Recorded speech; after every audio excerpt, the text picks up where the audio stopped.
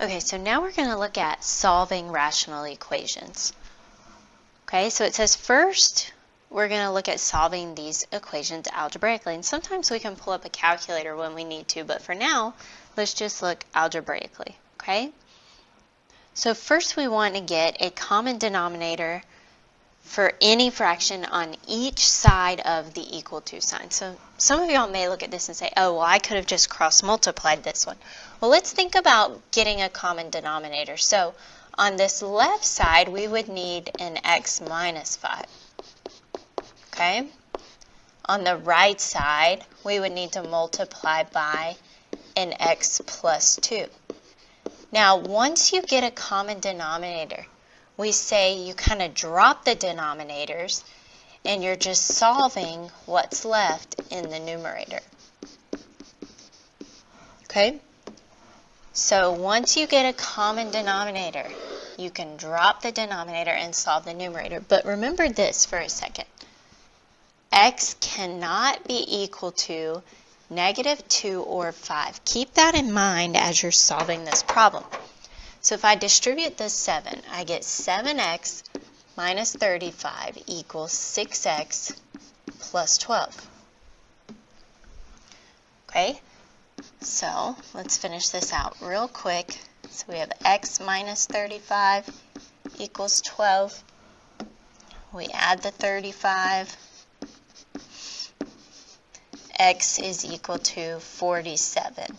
And that's true because it says up here x cannot equal negative 2 or 5. So 47 should be right. It says don't forget to check your answers. So always take that number, substitute it back in, and make sure that it actually works. Okay? So why don't we try one of these on video. So now let's think about this. This denominator is really x plus 4 times x minus 4. So what's the denominator on the right side missing? It's missing the x plus 4. So I'm going to multiply that to the top and the bottom. So now that we have a common denominator, remember x cannot equal plus or minus 4. We're just going to solve what's left up here. So 16 equals 2 times x plus 4. So we have 16 equals 2x plus 8. Subtract the 8. 8 is equal to 2x. Divide by 2. X is equal to 4. But wait a minute. Didn't we say up here that x can't equal 4? So that's not possible. Therefore, we have no solution.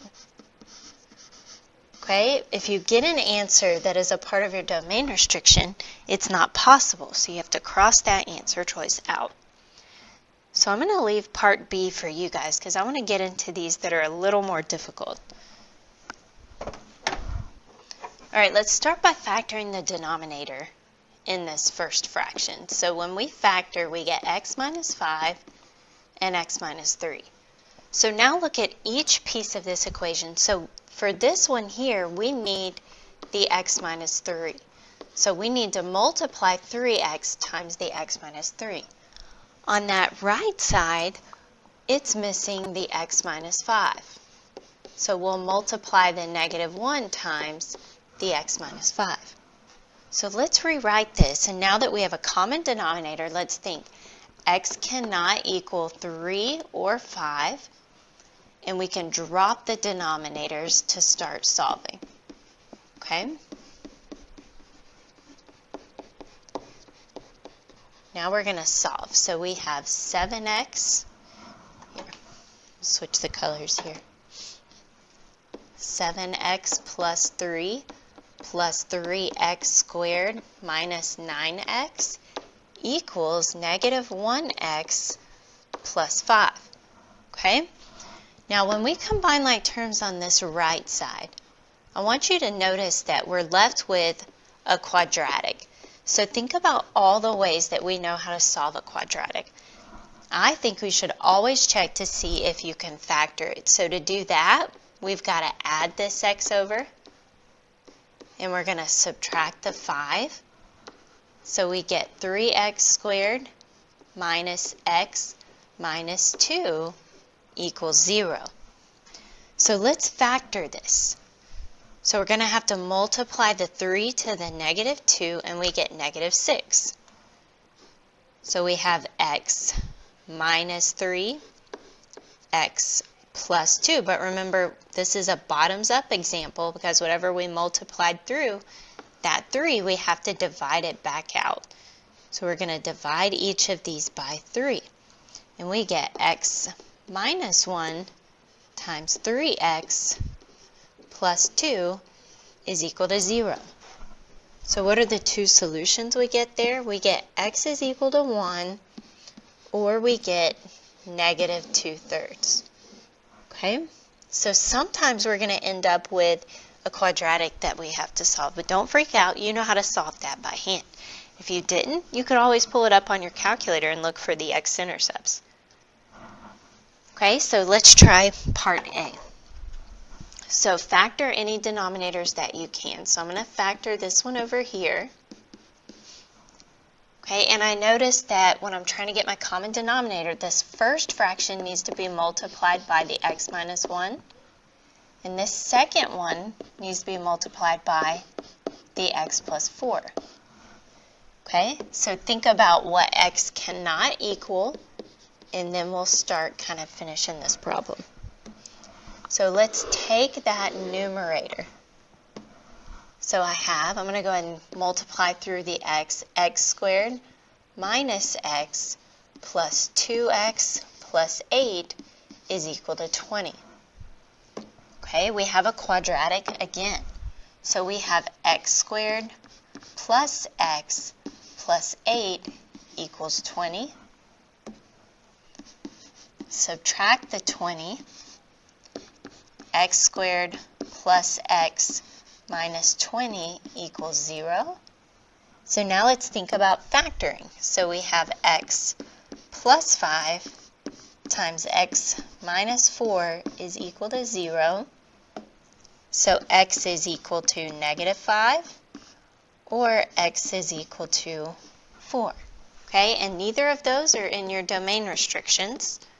So both of those are possible solutions. All right, so you see how solving is just kind of putting it all together. Got to get those common denominators in order to be able to solve. Okay, so for B, we multiply, let's think, they're all factored out, the denominators. So this first one we just have to multiply by 2. This second one we multiply by x minus 8. Okay, and over here we also need to multiply by 2. Okay, so remember domain restriction, x cannot be 8. So let's come through and let's start simplifying. So I'm going to rewrite it this time,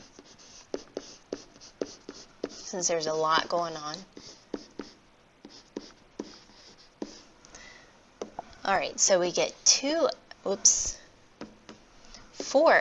not 2x, 4x minus 10 plus x squared minus 8x equals 22. Okay, I see we have a quadratic again, so let's do our combining like terms. Then we're going to set it equal to 0. So we need to subtract the 22. We get x squared minus 4x minus 32 equals 0.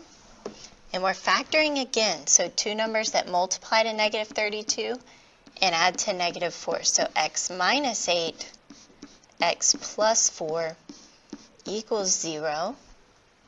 So this first factor gives us x equals 8. The second factor gives us x equals negative 4. But look what it says up here. X cannot equal 8.